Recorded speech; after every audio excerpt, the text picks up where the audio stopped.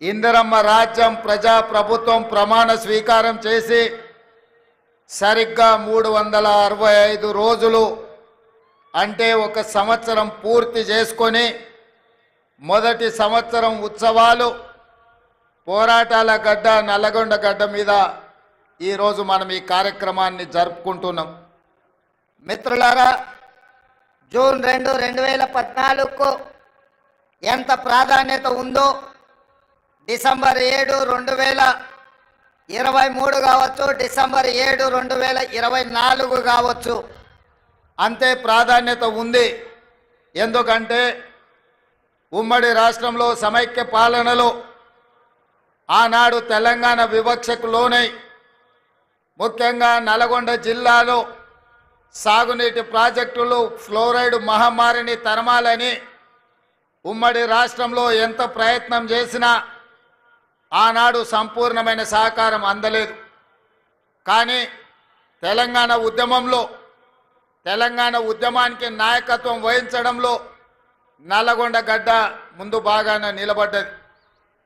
తొలి దశ తెలంగాణ ఉద్యమంలో ఆనాడు కొండా లక్ష్మణ్ బాపూజీ తన మంత్రి పదవికి త్యాగం చేసి మళ్ళీ తెలంగాణ రాష్ట్రం వచ్చే వరకు ఏ పదవిని నేను చేపట్టను అని పదవి త్యాగం చేసిన మహానుభావుడు ఆనాడు ఈ జిల్లా భువనగిరి ప్రాంతానికే ప్రాతినిధ్యం వహించిండు.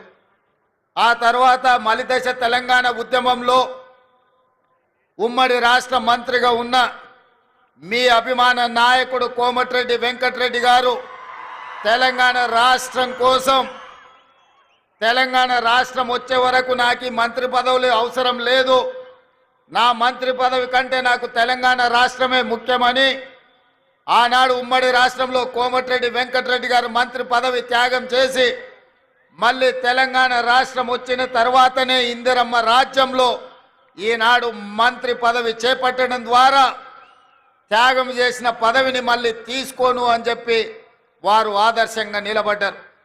వీరే కాదు, మలిదశ తెలంగాణ ఉద్యమంలో ఆత్మ బలిదానం చేసుకున్న అమరవీరుడు శ్రీకాంతాచారి ఈ ప్రాంతానికి చెందిన వాడే. ఈ నల్గొండ జిల్లా తెలంగాణ ఉద్యమంలో తొలిదశ మలిదశ తెలంగాణ ఉద్యమంలో ఈ నల్గొండ ప్రాంతం పోషించిన పాత్ర ఎవరు మర్చిపోలేనిది. అదే కాదు, ఎప్పుడు ఈ గడ్డ మీద కాలు పెట్టినా నల్గొండ గాలి పీల్చుకుంటే ఆనాటి సాయుధ రైతాంగ పోరాటమే గుర్తుకొస్తుంది. ఆనాడు నిజాంలకు వ్యతిరేకంగా రజాకర్ల అరాచకాలకు అడ్డంగా నిలబడి భూమి కోసం, భుక్తి కోసం, విముక్తి కోసం ఈ నల్గొండ గడ్డ మీద ఆడబిడ్డలు నడుం బిగించి ఒడిసేలలో రాళ్లు పెట్టి వడివడిగా కొడుతూ నిజాంలను దిగంతాలకు తరిమి కొట్టిన సాయుధ రైతాంగ పోరాటానికి నాయకత్వం వహించిన ఈ నల్గొండ గడ్డ గాలి పీల్చుకుంటేనే ఆ ఉద్యమ స్ఫూర్తి వస్తుంది.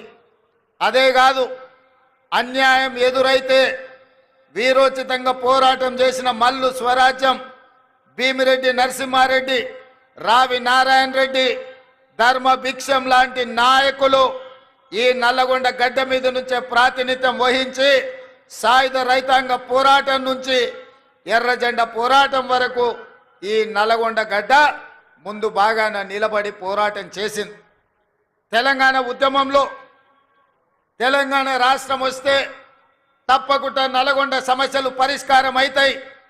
ఆనాడు డాక్టర్ వైఎస్ రాజశేఖర రెడ్డి గారు ముఖ్యమంత్రిగా ఉన్నప్పుడు నల్గొండ జిల్లా నుంచి మంత్రులుగా ఉన్న పెద్దలు జానారెడ్డి గారు, శాసనసభ్యులుగా కోమటిరెడ్డి వెంకటరెడ్డి గారు తీసుకొచ్చిన ఎస్ఎల్బిసి ప్రాజెక్టు కావచ్చు, ఉదయ సముద్రం బ్రాహ్మణవెల్లి కావచ్చు, ఈ ప్రాంత ప్రాజెక్టులను పూర్తి చేసి తరతరాలుగా మిమ్మల్ని పట్టి పీడిస్తున్న ఫ్లోరైడ్ సమస్య, నల్గొండ జిల్లాలో మారుమూల తండాలలో ఉన్న పేదవాళ్ళు కూలి కోసం వెళ్ళాలంటే నడుమొంకర, కాళ్ళొంకర, చేతులొంకర ఉన్న బిడ్డల్ని వదిలి వెళ్ళలేక ఆ పిల్లలు బయటికి వెళ్తే వచ్చే ఇబ్బందులను దృష్టిలో పెట్టుకొని కన్న పిల్లల్ని కూడా మంచాలకు కట్టేసి కూలి పనులకు వెళ్తూ ఫ్లోరైడ్ మహమ్మారి బారిన పడ్డ ఈ నల్లగొండ మంచి తాగునీరు వస్తే ఈ ప్రాంతంలో కృష్ణానది జలాలు ప్రవహిస్తే మీ ఫ్లోరైడ్ సమస్య తీరుతుందని అనుకున్నారు.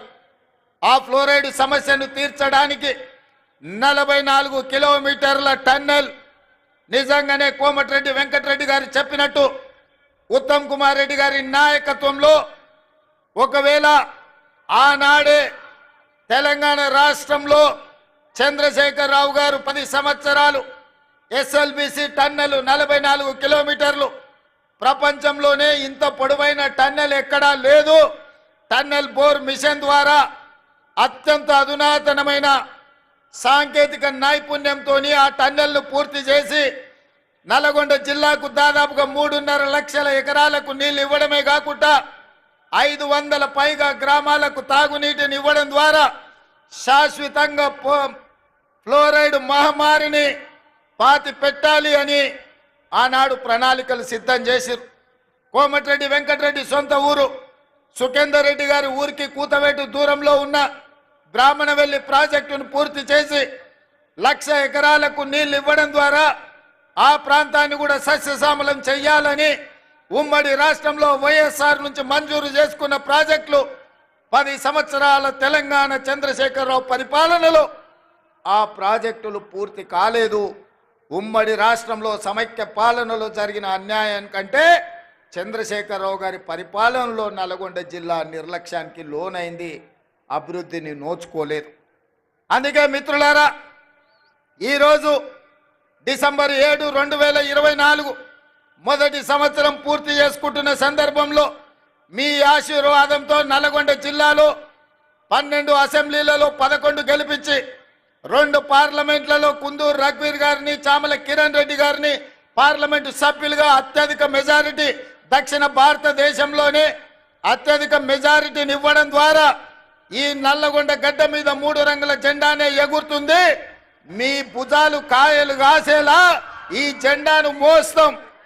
అవసరమైతే ఊపిరైనా వదులుతాం, కానీ కాంగ్రెస్ పార్టీ జెండాను వదలము అని నిరూపించిన వీర సైనికులు కాంగ్రెస్ పార్టీ కార్యకర్తలు ఈ నల్లగొండ గడ్డ మీద ఉన్నారు. మరి ఇంత మెజారిటీ ఇచ్చి ఈనాడు ఇందిరమ్మ రాజ్యంలో మీరు ప్రభుత్వాన్ని ఏర్పాటు చేసినప్పుడు మా బాధ్యతగా భావించి మొట్టమొదట పెద్దలు ఉత్తమ్ కుమార్ రెడ్డి గారికి సాగునీటి పారుదల శాఖ మంత్రిగా వారికి బాధ్యతలు అప్పచెప్పిన సోనియా గాంధీ, రాహుల్ గాంధీ, మల్లికార్జున్ ఖర్గే గారి ముందు నేను ఒకటే మాట స్పష్టంగా చెప్పిన, నల్గొండ ప్రాంతం చైతన్యం గల ప్రాంతం. నల్గొండ ప్రాంత ప్రజలు చాలా మంచి వాళ్ళు. మంచిగా ఉన్నంతసేపు, వాళ్ళ మంచి కోరుకున్నంతసేపు మనకు అండగా నిలబడతారు. ఎప్పుడైతే వాళ్లకు మన పట్ల అనుమానం వచ్చినా వాళ్ళ అభివృద్ధిని అడ్డుకుంటే బండకేసి కొడతారు నల్గొండ జిల్లా ప్రజలని చెప్పడం ద్వారా మీ బిడ్డని, మీ నాయకుని ఉత్తమ్ కుమార్ రెడ్డి గారిని ఈరోజు సాగునీటి పారుదల శాఖ మంత్రిగా చేసి మీ జిల్లాలో ఉండే పెద్ద ప్రాజెక్టులు కాబట్టి, చిన్న ప్రాజెక్టులు కావచ్చు, కానీ పిల్లాయి కాలువ కావచ్చు, ధర్మారెడ్డి కాలువ కావచ్చు, భువనగిరి ప్రాంతంలో మా కుంభమణిలు అడిగే ప్రాజెక్టులు కావచ్చు, ఈ రోజు మునుగోడు దేవరకొండ ప్రాంతానికి నీళ్లు ఇవ్వడం విషయంలో కావచ్చు, ఏది ఏమైనా నగరేకల్ ఏ ప్రాంతమైనా తుంగతుర్తైనా ఖచ్చితంగా మీ ప్రాజెక్టులు పూర్తి చేయడానికి అవసరమైన నిధులు ఎన్ని కావాలన్నా, ఎన్ని వేల కోట్ల రూపాయలైనా అడగవలసిన అవసరం లేదు. మీరు బాజాప్తా తీసుకోండి అని మా ఆర్థిక మంత్రి, ఉప ముఖ్యమంత్రి వర్యులు బట్టి విక్రమార్క గారు ఈరోజు అనుమతి ఇచ్చిండ్రు. అందుకే ఇవాళ మంత్రులందరినీ ఉప ముఖ్యమంత్రి గారి తరఫున ఈరోజు ఈ తెలంగాణ రాష్ట్ర ముఖ్యమంత్రిగా నల్గొండ జిల్లా ప్రాజెక్టులు ఎస్ఎల్బిసి కావచ్చు, బ్రాహ్మణవెల్లి కావచ్చు, పిలాయి కాలువ కావచ్చు, ధర్మారెడ్డి కాలువ కావచ్చు, ఈ ప్రాంతానికి కృష్ణా నది జలాలను ప్రవహింపజేయడం ద్వారా ఈ నల్గొండ జిల్లాను సస్యశ్యామలం చేసి తెలంగాణకే కాదు దేశానికే తలమానికంగా ఆదర్శంగా నిలబెట్టాలన్న ఆలోచన ఈరోజు మన ప్రభుత్వం చేస్తున్నది. ఇదే కాదు, ఉత్తమ్ కుమార్ రెడ్డి గారు సాగునీటి పారుదల శాఖ మంత్రిగా, సివిల్ సప్లైస్ మినిస్టర్గా ఈరోజు బాధ్యత వహిస్తూ మేము ఆనాడు చెప్పినాం వరి పండించండి అని. గత ప్రభుత్వం చంద్రశేఖరరావు గారు అన్నారు, వరి వేసుకుంటే మీరు ఉరి వేసుకున్నట్టే, వరి కొనుగోలు కేంద్రాలు మేము తెరవము, వరి కొనము మేము, మీరేసుకుంటే మీ కర్మ అని ఆనాటి ప్రభుత్వం చంద్రశేఖరరావు గారు అన్నారు. కానీ మేము అధికారంలోకి వచ్చిన తర్వాత సివిల్ సప్లైస్ మినిస్టర్గా ఉత్తమ్ కుమార్ రెడ్డి గారితో మాట్లాడి ఈనాడు ఐకేపీ కేంద్రాలు 8,500 ఐకేపీ కేంద్రాలు తెలంగాణలో 4 మూలల తెరిపించడం ద్వారా వరి పండించండి, కనీస మద్దతు ధరనే కాదు 500 రూపాయల బోనస్ ఈ తెలంగాణ రాష్ట్ర రైతాంగానికి ఇస్తామని పిలిపించి నల్గొండ జిల్లాలో 5,12,000 ఎకరాల వరి పండించి రైతులు దేశానికి ఆదర్శంగా నిలబడ్డారు. అందులో 2,70,000 ఎకరాల సన్న వడ్లను నల్గొండ జిల్లా ప్రజలు పండించారు. అందుకే ఈరోజు 3 రోజుల్లో మీ అమ్మిన వడ్లకు పైసలు ఇవ్వడమే కాదు 500 రూపాయల బోనస్ ఇవ్వడం ద్వారా రైతు అంటే ఆత్మగౌరవంతో బ్రతకాలి. రైతుకు వ్యవసాయం దండగ కాదు, వ్యవసాయం అంటే పండగ. ఆ పండగ ప్రజా పాలనలో ఇందిరమ్మ రాజ్యంలో జరగాలి అని ఇవాళ మీకందరు కూడా వరి పండించిన వాళ్ళు గుండెల మీద చేతులు వేసుకొని నిశ్చింతగా నిద్రపోయేటట్టు ఈరోజు మన ప్రభుత్వం ప్రయత్నం చేస్తున్నది. అందుకే మిత్రులారా, ఉమ్మడి రాష్ట్రంలో లేని విధంగా ఈ దేశంలోనే ఈసారి తెలంగాణ రాష్ట్రంతో పోటీపడ్డ వరి రైతులే లేరు. 66 లక్షల ఎకరాలలో 1,53,00,000 మెట్రిక్ టన్నుల వరి ధాన్యాన్ని పండించి ఈ దేశం మొత్తం మీదనే తెలంగాణ మొదటి స్థానాన్ని సాధించింది. ఈ తెలంగాణ రాష్ట్రంలో 5,12,000 ఎకరాల వరి పండించి నల్గొండ తెలంగాణలో మొదటి స్థానంలో నిలబడ్డదని నేను ఈరోజు ఈ సందర్భంగా గర్వంగా నేను చెప్పదలుచుకున్నా. అందుకే నల్గొండ రైతాంగాన్ని మనస్ఫూర్తిగా నేను అభినందిస్తున్నా. అందుకే చంద్రశేఖరరావు గారికి ఈరోజు నేను చెప్పదలుచుకున్నా, మీరు అధికారంలో ఉంటే చెలాయిస్తాం, ఓడిపోతే ఫామ్ హౌస్లో పడుకుంటామనే విధానము ఇది మంచిది కాదు మీకు, మీ అనుభవానికి, మీ హోదాకు. ఈరోజు నేను సూటిగా వారిని ఒకటే మాట అడుగుతున్నా, మేమందరం ఎన్నికల్లో పోటీ చేయలేదా? ఓడినా గెలిచినా ప్రజల్లో ఉండలేదా? ఒక్కసారి కాదు 2 సార్లు మీరు గెలిచినారు, మేము ఓడినాం. మీరు ముఖ్యమంత్రిగా ఉన్నప్పుడు ప్రధాన ప్రతిపక్ష నాయకుడిగా పెద్దలు జానారెడ్డి గారు నిరంతరం ప్రజల మధ్యలో ఉండి శాసనసభలో పాలక పక్షానికి సలహాలు సూచనలు ఇస్తూ ప్రభుత్వం చేసే తప్పిదాల మీద వారు సూటిగా పదునుగా ప్రభుత్వాన్ని నిలదీశారు. అదేవిధంగా మిత్రుడు బట్టి విక్రమార్క గారు మరొక 5 సంవత్సరాలు సిఎల్పి నాయకుడిగా మా ఎమ్మెల్యేలను మీరు గుంజుకున్నా ముక్కవని ధైర్యంతో సిఎల్పి హోదాను మీరు తొలగించినా ఏ రోజు అధైర్య పడలేదు. ధైర్యంగా 5 మంది శాసనసభ్యులతో పంచ పాండవులలాగా అందులో కోమటిరెడ్డి రాజగోపాల్ రెడ్డిని కూడా ఎంబడి పెట్టుకొని మీతోని కొట్లాడి నెంబర్ కాదు సమస్యలను ప్రస్తావించడం ప్రతిపక్ష బాధ్యత అని ప్రజా సమస్యల మీద చట్ట సభలలో మా సిఎల్పి నాయకుడు ఆనాడు బట్టి విక్రమార్క గారు మీ ప్రభుత్వం మీద పోరాటం చేయడమే కాదు మీ ప్రభుత్వానికి సలహాలు ఇచ్చిండ్రు. మరి ఈరోజు నేను చంద్రశేఖరరావు గారిని అడుగుతున్నా, సంవత్సరం పూర్తి అయింది, మీరు ఎప్పుడైనా మీ ప్రతిపక్ష నాయకుడి పాత్ర పోషించిండ్రా? మీరు శాసనసభకు వచ్చిండ్రా? మీ అనుభవాన్ని ఎమ్మెల్యేగా, రాష్ట్ర మంత్రిగా, పార్లమెంట్ సభ్యుడిగా, కేంద్ర మంత్రిగా, తెలంగాణ రాష్ట్ర సమితి అధ్యక్షుడిగా, తెలంగాణ రాష్ట్ర ముఖ్యమంత్రి 10 సంవత్సరాలుగా మీకున్న అనుభవాన్ని, మీ వయసును తెలంగాణ ప్రజల కోసం ఏ ఒక్క రోజైనా వినియోగించిండ్రా? మీరు ఆలోచన చేయండి, ఆత్మ పరిశీలన చేసుకోండి. చంద్రశేఖరరావు గారు ఇంత అనుభవాన్ని 40 సంవత్సరాల ప్రజా జీవితంలో 4 కోట్ల ప్రజలు మీకు అండగా నిలబడి మిమ్మల్ని మోస్తే ఈరోజు ప్రతిపక్ష పాత్ర, శాసనసభలో ప్రతిపక్ష కుర్చీ ఖాళీగా ఉండడం ఈ తెలంగాణ సమాజానికి ఏమి సమాధానం చెప్తారు మీరు అని అడుగుతున్నా. ఇవాళ మీరు నేను ఒకటే సూచన చేయదలుచుకున్నా, గెలిస్తే ఉప్పొంగిపోవడం, ఓడిపోతే కుంగిపోవడం, కుంగిపోయి ఫామ్ హౌస్లో పడిపోవడం మీ స్థాయికి, మీ గౌరవానికి తగ్గదు. ఓటమి మేము చూసినాం. ఎమ్మెల్యేగా నేను ఓడిపోయినా, ఎమ్మెల్యేగా ఎంకన్నా ఓడిపోయిండు. కానీ ప్రజాక్షేత్ర మొదలలే మళ్ళా పార్లమెంట్ ఎన్నికల్లో నిలబడి ప్రజా తీర్పు కోరినాం.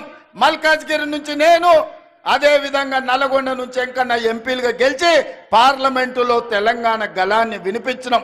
ఎమ్మెల్యేగా గెలిచిన ఉత్తమ్ కుమార్ రెడ్డి గారు పార్టీ ఆదేశాల మేరకు పార్లమెంటు నల్గొండ నుంచి భువనగిరి నుంచి వీళ్ళందరూ కూడా ప్రాతినిధ్యం వహించారు. అది మల్కాజ్గిరి కావచ్చు, ఎంకన్న ప్రాతినిధ్యం వహించిన భువనగిరి కావచ్చు, ఉత్తమ్ కుమార్ రెడ్డి గారు ప్రాతినిధ్యం వహించిన నల్గొండ కావచ్చు. ప్రతిపక్ష పాత్ర మేము పోషించాలని ప్రజలు అండగా నిలబడి గెలిపించారు. మరి ఈరోజు నేను అడుగుతున్నా, సంవత్సరం పూర్తయిన సందర్భంగా చంద్రశేఖరరావు గారు మీరు ఒక్కసారి ఆత్మ పరిశీలన చేసుకోండి.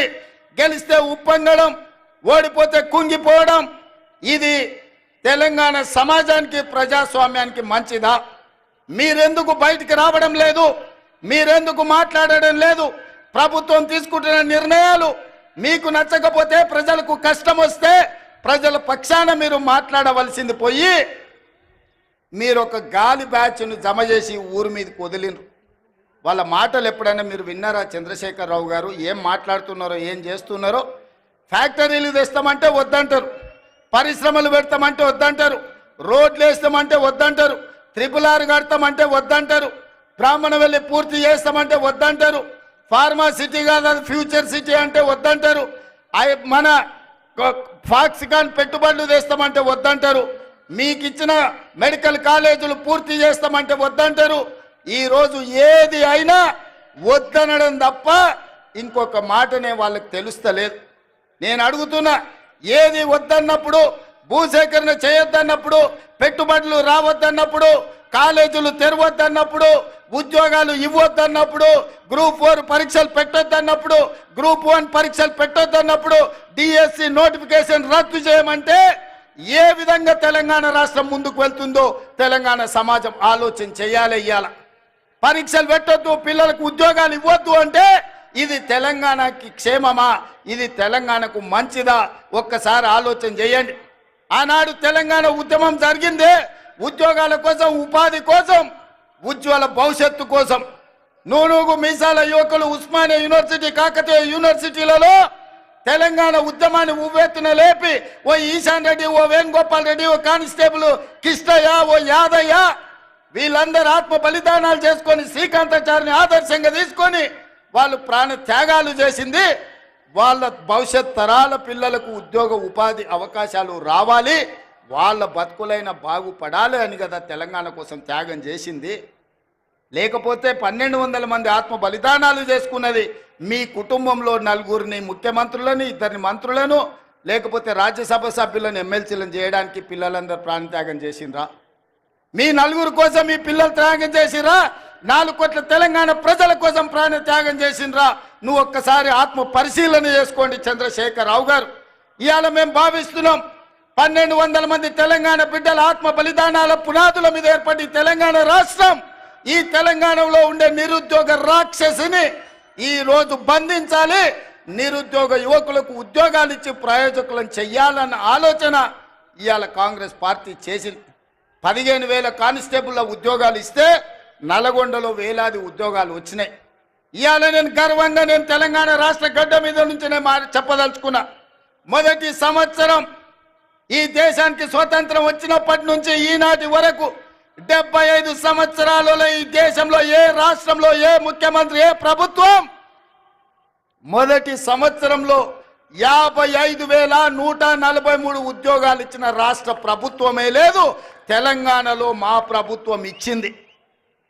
లెక్క గట్టి మరీ చెప్తా అసెంబ్లీలో చంద్రశేఖరరావు గారు, శాఖల వారీగా అది వ్యవసాయ శాఖనా, అది లేకపోతే R&B శాఖనా, లేకపోతే పంచాయతీరాజ్ శాఖనా, సాగునీటి పారుదల శాఖనా, మున్సిపల్ శాఖనా, లేకపోతే ఏ శాఖలో పోలీస్ శాఖలనా, మెడికల్ అండ్ హెల్త్ డిపార్ట్మెంటా, శాఖల వారీగా ఇచ్చిన ఉద్యోగాలు ప్రతి ఉద్యోగి పేరు 55,143 ఉద్యోగాలు మేము తెలంగాణలో ఇచ్చిన మొదటి సంవత్సరంలో నేను గర్వంగా ఈ గడ్డ మీద నుంచి నేను చెప్పదలుచుకున్నా. ఇన్ని ఉద్యోగాలు ఈ దేశంలో ఎవరైనా ఇచ్చిండ్రా? ఇవాళ అక్కడ నడ్డా వచ్చిండంటే ఎక్కడి నుంచో, అయ్యా నడ్డా గారు మీరు మా అడ్డ మీదకి వచ్చారు, అడ్డగోలుగా మీరు మాట్లాడకండి. నేను సూటిగా నడ్డా గారిని కాదు కానీ మోడీ గారిని అడుగుతున్నా. నీ గుజరాత్ రాష్ట్రంలో 14 ఏళ్ళు మీరు ముఖ్యమంత్రిగా ఉన్నారు, 11 ఏళ్ళు ప్రధానమంత్రిగా ఉన్నారు. 25 సంవత్సరాలల్లా నరేంద్ర మోడీ గారి పార్టీ అయిన భారతీయ జనతా పార్టీ అధికారంలో ఉన్న రాష్ట్రం ఉత్తరప్రదేశ్, మధ్యప్రదేశ్, రాజస్థాన్, బీహారా, లేకపోతే ఛత్తీస్గఢ, జార్ఖండ్, కర్ణాటక, మహారాష్ట్ర, ఏ రాష్ట్రమైనా నేను సవాల్ విసురుతున్న నరేంద్ర మోడీ గారు, మీ రాష్ట్ర ప్రభుత్వాలు ఉన్న దగ్గర ఒక్క సంవత్సరంలో 55,000 ఉద్యోగాలు ఇస్తే మీరు లెక్క చూపించండి. ఢిల్లీ నడి బజార్లో మీకు క్షమాపణ చెప్పి తల వంచుకొని నేను వస్తా, లేకపోతే నా లెక్క అప్ప చెప్తా. నీ పార్టీ నీ నాయకులను నువ్వు తెలంగాణ రాష్ట్రాన్ని, మా ప్రభుత్వాన్ని అభినందించు. అప్పుడే ఈ దేశ ప్రధానమంత్రిగా మీ గౌరవం పెరుగుతుంది. ఏది పడితే అది మాట్లాడితే, ఎట్లా పడితే అట్లా మాట్లాడితే చెల్లదు. నడ్డా గారు, మీరు కూడా కేసీఆర్ లాగా తయారు కాకండి. కేసీఆర్ మాట్లాడి, బీఆర్ఎస్ వాళ్ళు మాట్లాడిన ప్రెస్ మీట్ల కాగితాలు తీసుకెళ్లి ఈ రోజు ఈటల రాజేందర్, కిషన్ రెడ్డి గారు అవే నకలు కొడుతురు. పెద్దోళ్ళు చెప్పారు నకల్ మారనేకే లియే భీ కుచ్ అక్కల్ రహనా చాహియే అని. అందుకే కిషన్ రెడ్డికి, ఈటల రాజేందర్కి నేను చెప్తున్నా, మీరు మారుండయ్యా, మీరు ఆలోచన చేయండి. ఆ దొంగల సోపతి పట్టిర్రంటే మీరు కూడా దొంగల బండి ఎక్కుతారు, మీరు కూడా అటే పోతారు. ఈ దొంగల బండితో మీరు చేరిందంటే అంతో ఇంతో మీకున్న గౌరవం కూడా లేకుండా పోతుంది. అందుకే ఇవాళ నేను ఒక మాట చెప్పదలుచుకున్నా. రైతు రుణమాఫీ మొదటి సంవత్సరంలో 25,50,000 మంది రైతులకు 21,000 కోట్ల రూపాయలు 2 లక్షల వరకు వాళ్ళ ఖాతాలో వేసిన చరిత్ర మా ప్రభుత్వాన్ని. నేను సూటిగా నరేంద్ర మోడీ గారిని, కల్వకుంట్ల చంద్రశేఖరరావు గారికి సవాలు విసురుతున్నా. మీ అధికారంలో ఉన్న సమయంలో కావచ్చు, మీ రాష్ట్రాలలో కావచ్చు, ఒక్క సంవత్సరంలో 21,000 కోట్ల రూపాయలు 2 లక్షల రూపాయల రైతు రుణమాఫీ మీరు చేస్తే, మా వ్యవసాయ శాఖ మంత్రి తుమ్మల నాగేశ్వరరావు గారు, మా ఉత్తమ్ కుమార్ రెడ్డి గారు, మా రెవెన్యూ మినిస్టర్ శ్రీనివాసరెడ్డి గారు, బట్టి విక్రమార్క గారితో సహా నేను వచ్చి మీకు క్షమాపణ చెప్తాం.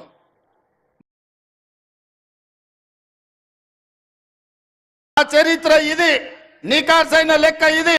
మా ఆర్తి ఒక్క నల్గొండ జిల్లాలో మా ఎంకన్న చిట్టి రాసిస్తున్నాడు, 2,004 కోట్ల రూపాయలు ఒక్క నల్గొండలనే రుణమాఫీ జరిగిందని.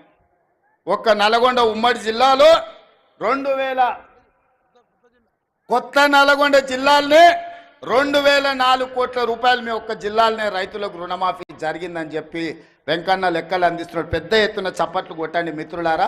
ఆ మోడీకి, నడ్డాకు కనీసము జ్ఞానోదయం కలిగని అని మన ప్రభుత్వం ఏం చేస్తుందో. ఇదే కాదు, ఉచిత కరెంటు ఇండ్ల కన్నం, 24 గంటల ఉచిత విద్యుత్ వ్యవసాయానికని ఆనాడు 9 గంటలు ఇస్తానని రాజశేఖర రెడ్డి గారు చెప్పినప్పుడు, ఆనాడు ఉచిత కరెంట్ ఇస్తే బట్టలు ఆరేసుకోవాలి తీగల మీద అన్నారు.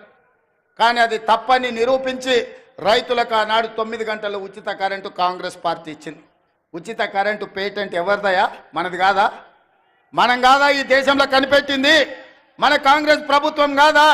ఇందిరమ్మ రాజ్యము ఈ దేశంలోనే మొదటిసారి రైతులకు ఉచితంగా కరెంట్ ఇవ్వాలి, వాళ్ళని ఆదుకోవాలి, కరెంటు బిల్లులను మాఫీ చేయాలని మొదటి సంతకంతో వైఎస్ రాజశేఖర రెడ్డి గారు ఎల్బీ స్టేడియంలో 1,200 కోట్ల రూపాయలతో పాటు రైతుల మీద ఉన్న వేలాది విద్యుత్ చౌర్యం కేసులను ఒక్క కలంపోటుతోనే ఎత్తేసింది డాక్టర్ వైఎస్ రాజశేఖర రెడ్డి గారు కాదా? ఆ ఆదర్శంగా తీసుకొని 24 గంటలు ఇచ్చిన ప్రభుత్వం ఈనాడు ఇండ్లలో కూడా 200 యూనిట్లు ఉచితంగా ఇవ్వాలి పేదవాళ్ళకని 50 లక్షల కుటుంబాలకు ఇవాళ విద్యుత్ శాఖ మంత్రి బట్టి విక్రమార్క గారు 50 లక్షల కుటుంబాలకు 200 యూనిట్లు ఈరోజు ఉచితంగా కరెంటు ఇస్తున్న మాట వాస్తవంగా కాదా? ఇవాళ ఆడబిడ్డలకు 1,200 రూపాయల సిలిండర్ అయి రూపాయి జమ చేసి మా అక్కలు జమ చేసుకుంటే మోడీ వచ్చి ఎత్తుకపోతున్నాడు. ఎట్లా ఆదుకోవాలని ఆలోచన చేస్తే సోనియమ్మ చెప్పింది 500కే నువ్వు ఇయ్యని. ఇవాళ ఆడబిడ్డలకు 500 రూపాయలకే సిలిండర్ ఇస్తున్న శాఖ మీ నాయకుడు ఉత్తమ్ కుమార్ రెడ్డి గారు నిర్వహిస్తలేరా? ఆడబిడ్డలకు 500 సిలిండర్ మా తెలంగాణ రాష్ట్రంలో మేము ఇస్తలేమా? రాజీవ్ ఆరోగ్యశ్రీ ఆనాడు మేము 2 లక్షల రూపాయలతో మొదలు పెడితే చంద్రశేఖరరావు గారు వచ్చి దాన్ని నిర్వీర్యం చేసి, మనం వచ్చినాక మొదటి 2 రోజులే డిసెంబర్ 9 నాడు 7:30 అధికారం చేపడితే 9 నాడే 10 లక్షల రూపాయలు రాజీవ్ ఆరోగ్యశ్రీ పథకాన్ని పెంచి పేదవాళ్ళ కార్పొరేట్ వైద్యాన్ని అందించి ఇవాళ పేదవాడిని కుటుంబ సభ్యులుగా భావించి అపోలో యశోద ఎక్కడికి వెళ్ళిన 10 లక్షల రూపాయలతోని మీ కుటుంబాలకు ఇవాళ ఉచిత వైద్యాన్ని అందించింది మన ప్రభుత్వం కాదా? అదే విధంగా ఇవాళ పాఠశాలల్లో ప్రమోషన్లు రాక టీచర్లు బదిలీలు లేక ఉంటే 35,000 మంది టీచర్లను బదిలీ చేయడమే కాదు 21,000 మంది టీచర్లను ప్రమోషన్లు ఇచ్చి ఇవాళ వాళ్ళ ఫుడ్ ఛార్జెస్ కాస్మెటిక్ ఛార్జెస్ 40% పెంచి ఇవాళ ఈ రాష్ట్రాన్ని విద్యార్థులను ఆదుకోవాలని 26,000 స్కూళ్ళల్లో 31 లక్ష విద్యార్థులకు ఇవాళ అన్ని రకాల వసతులు అందించాలని ఒక ప్రక్షాళన చేసి సమూలమైన విధానాన్ని తీసుకొచ్చి ఇవాళ విద్యార్థులను మన ప్రభుత్వం ఆదుకోలేదా అని నేను అడుగుతున్నా. ఇవాళ ఇవన్నీ విద్యార్థులే కాదు, ఈరోజు హోంగార్డ్స్ కానీ పోలీసులు కానీ వాళ్ళ సమస్యలను పరిష్కరించి ఆత్మగౌరవంతో బ్రతికే విధంగా పోలీసులకు స్వేచ్ఛనిచ్చింది మన ప్రభుత్వం కాదా? ఇవాళ అందుకే మన ప్రభుత్వం వచ్చిన తర్వాత మనం పనిలో మునిగిపోయినాం, ప్రచారం చేసుకోలేదు. మీరేమో అన్నలు వెంకన్న మంత్రి అయ్యిండు, రేవంత్ అన్న ముఖ్యమంత్రి అయ్యింది, మన పని అయిపోయిందని మీరు కూడా దావత్లు అక్కడ ఇక్కడ చుట్టాలు ఇళ్ళ పొడితే తిరుగుతున్నారు పెళ్ళిళ్ళు పేరంటాలని. మేమేమో రోజుకు 18 గంటలు పని చేసుకుంటున్నాం. అవతలోడు పెళ్లి పని మీద ఉన్నాడంట, అటు ఇటు దావతుల మీద తిరిగేటోడు దావతుల మీద తిరిగిన వాళ్ళు ఇవాళ సోషల్ మీడియాలో అడ్డగోలుగా ఏది పడితే అది ప్రచారం చేస్తారు. వాటిని తిప్పి కొట్టక మనం వెనుకబడ్డట్టు అనిపించింది. అందుకే ఇవాళ కార్యకర్తలు నేను అడుగుతున్నా, ఈ తెచ్చిన ప్రభుత్వాన్ని నిలబెట్టుకున్న బాధ్యత మనం చేస్తున్న పనులు చెయ్యని మనం చెప్పం. కేసీఆర్లకు దళితుని ముఖ్యమంత్రి చేస్తామనో దళితులకు 3 ఎకరాల భూమి ఇస్తామనో ఇట్లాంటి హామీలు మనం ఇయ్యలేదు, ఇవాళ మనం చెప్పిన ప్రతి పని మనం చేస్తున్నాం. ఇవాళ కేవలం రైతులకు వ్యవసాయానికి ఈ మొదటి సంవత్సరంలో 55,000 కోట్ల రూపాయలు ఈరోజు రైతులకు ఇచ్చినాం. కేసీఆర్ తెచ్చిన అప్పుకు ఆనాడు తెలంగాణ రాష్ట్రం ఏర్పడ్డ నాడు కాంగ్రెస్ పార్టీ యొక్క క్రమ పద్ధతిలో నిధులను మిగులిచ్చి 16,000 కోట్ల రూపాయల మిగులు రాష్ట్రంగా చంద్రశేఖరరావుకు అప్పచెప్తే 10 ఏళ్ల మిగులు రాష్ట్రాన్ని దివాలా దీపించి 7 లక్షల కోట్ల రూపాయలతో మనకు ఇవాళ అప్పచెప్పిండు. మనం ఇచ్చిన 16,000 కోట్ల మిగులు బడ్జెట్ ఎక్కడ? చంద్రశేఖరరావు గారు 7 లక్షల కోట్ల రూపాయల అప్పులతో అప్పుల ఊబిలో కూరుకుపోయిన తెలంగాణ రాష్ట్రాన్ని మనకిస్తే అక్కడి నుంచి ప్రయాణం మొదలుపెట్టి ఇవాళ చంద్రశేఖరరావు గారు చేసిన అప్పులకు ప్రతి నెల బట్టి విక్రమార్క గారు అసలు మిత్తి కలిపి ప్రతి నెల 6,500 కోట్లు కడుతుండు. ఈ మొదటి సంవత్సరం ఇప్పటికే 65,000 కోట్ల రూపాయలు చంద్రశేఖరరావు గారు అప్పులు చేసిన దానికి ఆయన తెచ్చిన అప్పులకు అసలు మిత్తి కలిపి 65,000 కోట్లు కట్టారు. తెలంగాణ రాష్ట్రంలో ఉన్న 70 లక్షల రైతాంగ కుటుంబాలకు 55,000 కోట్లు ఖర్చు పెడితే చంద్రశేఖరరావు తెచ్చిన అప్పుకు మొదటి సంవత్సరంలో ఒక్క కుటుంబం చేసిన అప్పుకు 65,000 కోట్ల రూపాయలు చెల్లించాల్సి వచ్చింది. మిత్రులారా, తెలంగాణ రాష్ట్రాన్ని ఎంత భ్రష్టు పట్టించిండో చంద్రశేఖరరావు. ఇవాళ తెలంగాణ ఆర్థికవేత్తలు ఆలోచన చెయ్యాలి. అందుకే ఇవాళ మిత్రులారా, ఈ నల్గొండ గడ్డ మీద మొదటి సంవత్సరం పూర్తి చేసుకుంటున్న సందర్భంగా రైతు రుణమాఫీ కావచ్చు, రైతు భరోసా కావచ్చు, రైతుకి ఇస్తున్న బోనస్ కావచ్చు, నిరుద్యోగ యువకులకు ఇచ్చిన 55,000 ఉద్యోగాలు కావచ్చు, ఫ్రీ సిలిండర్ కావచ్చు, ఆరోగ్యశ్రీ కావచ్చు, అన్ని పథకాలు మనం అమలు చేస్తున్నాం, ఇంకా చేస్తాం. ఈ గడ్డ మీద నుంచి చివరిగా ఒక్క మాట చెప్పదలుచుకున్నా, సంక్రాంతి తర్వాత రైతు భరోసా మీ ఖాతాలో పడుతుంది. వాడో వీడో ఏదో చెప్పితే ఎవ్వని మాట వినకండి. ఆనాడు ఒట్టేసి చెప్పిన రుణమాఫీ చేస్తా అని చేసి చూపించిన ఇవాళ మళ్ళీ మీకు చెప్తున్నా, తెలంగాణ రైతాంగానికి నల్గొండ గడ్డ మీద నుంచి మాట ఇస్తున్నా, సంక్రాంతి పండుగ తర్వాత మీ ఖాతాలలో రైతు భరోసా గలగల పడుతుంటే బీఆర్ఎస్ వాళ్ళ గుండెలు లబడబ కొట్టుకోవాలి. అదే విధంగా నల్గొండ రైతాంగానికి తెలంగాణ రైతాంగానికి విజ్ఞప్తి చేస్తున్నా, సన్నాలే పండించండి, సన్నాలకు 500 రూపాయల బోనస్ ఇచ్చి మీ పంట కొనే బాధ్యత, చివరి గింజ వరకు కొనే బాధ్యత మన ప్రభుత్వం తీసుకుంటుంది. మీ బోనస్ మీ ఖాతాలో పడుతుంది. ఎవడెన్ని చెప్పినా నమ్మకండి, మీరు నమ్మకంగా సన్నాలు పండించండి. ఆ సన్నాలు మీరు పండించిన సన్నాలే రేషన్ షాపుల్లో పేదోళ్ళకు సన్న బియ్యం ఇస్తాం. హాస్టళ్లలో ముఖ్యంగా SC ST BC minority Kasturba పాఠశాలల్లో మధ్యాహ్న భోజన పథకానికి సన్నం బియ్యంతోనే పేదోళ్ళ బిడ్డలకు అన్నం పెట్టే బాధ్యత ఈ ప్రభుత్వం తీసుకుంటుంది. తెలంగాణ గడ్డ మీద తెలంగాణ నేలలో పండించిన తెలంగాణ సన్నాలే మన బిడ్డలకు బుక్కెడు బువ్వ పెట్టాలి. సన్నాలు పండించండి. 500 బోనస్ ఇచ్చే బాధ్యత ఈరోజు తెలంగాణ రాష్ట్ర ప్రభుత్వం తీసుకుంటుంది అని చెప్పి మీ అందరికీ నేను చెప్పదలుచుకున్నా. అదేవిధంగా ఎంకన్నా కాగితాలు ఆడబెట్టిండు, చెప్తూనే ఉండు, కాగితాలు ఇస్తూనే ఉండు. ఇంకా డెంటల్ కాలేజ్ కావాలని ప్రాజెక్టుల గురించి. అదేవిధంగా ఎంకన్నా ఎంత స్వార్థపరుడు అంటే, మేమిద్దరం నితిన్ గడ్కరీ దగ్గరికి పోయినాం, కేంద్ర మంత్రి దగ్గరికి. మాకు రోడ్లు ఇవ్వాలని, ఆయన రోడ్లు ఇచ్చే మంత్రి. మేము 2 అడిగినాం. నేనేమో రీజనల్ రింగ్ రోడ్ అడిగినా, ఎంకన్నానేమో నల్లగొండకు అవుటర్ రింగ్ రోడ్ అడిగాను. నితిన్ గడ్కరీ అన్నాడు ఏదో ఒకటి ఇస్తా అన్నాడు. ఎంబడే రీజనల్ రింగ్ రోడ్ కంటే ముందుగాల నల్గొండ అవుటర్ రింగ్ రోడ్ అడిగిండా. నల్గొండ అవుటర్ రింగ్ రోడ్ 400 కోట్లకు అవుతుంది, రీజనల్ రింగ్ రోడ్ 35,000 కోట్లకు అవుతుంది. అయినా ఎంకన్నా నల్గొండను అభివృద్ధి చేయాలా అన్న పట్టుదలతో నల్గొండకు అవుటర్ రింగ్ రోడ్ ఆయన తెచ్చిన రీజనల్ రింగ్ రోడ్ మనం ఇవాళ వేసుకోవాలనుకుంటున్నాము. తప్పకుండా రీజనల్ రింగ్ రోడ్ కూడా మీ ఎంకన్న చేతుల మీదుగానే ఆనాడు వైఎస్ఆర్ ఉన్నప్పుడు అవుటర్ రింగ్ రోడ్ అయింది.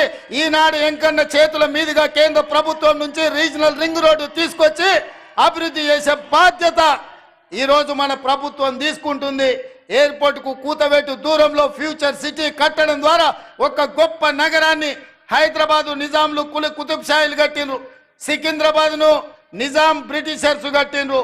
అదే విధంగా సైబరాబాదుని చంద్రబాబు నాయుడు రాజశేఖర రెడ్డి గారు కట్టిండ్రు.